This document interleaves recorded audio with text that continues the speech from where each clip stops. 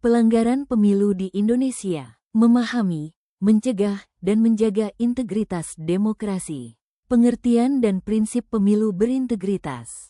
Pelanggaran pemilu adalah setiap tindakan yang bertentangan dengan peraturan perundang-undangan kepemiluan. Pemilu berintegritas berlandaskan prinsip langsung, pemilih memberikan suara secara langsung. Umum, hak pilih berlaku bagi seluruh warga negara.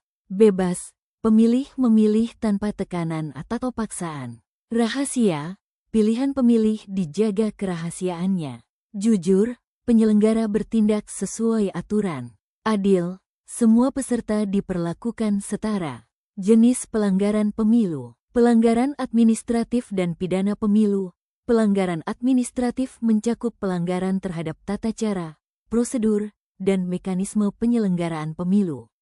Pelanggaran pidana pemilu, tindak pidana pemilu, adalah perbuatan yang diancam sanksi pidana sesuai UU Pemilu, seperti politik uang, pemalsuan data, dan intimidasi pemilih. Pelanggaran kode etik dan hukum lainnya.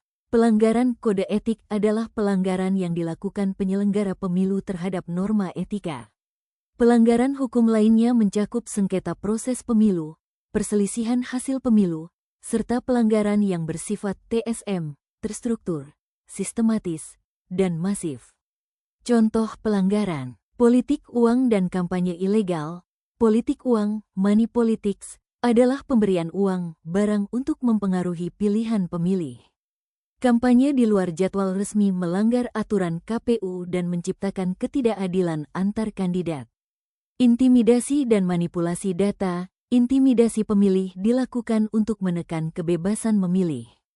Manipulasi data pemilih, DPT, mencakup pemilih fiktif atau penggelembungan suara yang merusak integritas hasil pemilu. Dampak pelanggaran pemilu. Pelanggaran pemilu berdampak serius terhadap demokrasi.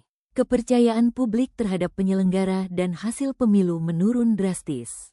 Delegitimasi hasil pemilu memicu sengketa yang berkepanjangan. Konflik sosial dan polarisasi masyarakat semakin tajam. Partisipasi pemilih di masa mendatang cenderung menurun akibat rasa apatis. Kualitas demokrasi pun melemah karena pemimpin yang terpilih kehilangan legitimasi moral di mata rakyat. Alur pelaporan. Setiap warga negara atau peserta pemilu dapat melaporkan dugaan pelanggaran pemilu kepada Bawaslu secara langsung, tertulis, maupun melalui aplikasi resmi. Laporan disertai identitas pelapor, bukti, dan uraian kejadian. Bawaslu melakukan verifikasi formil dan material terhadap laporan yang masuk.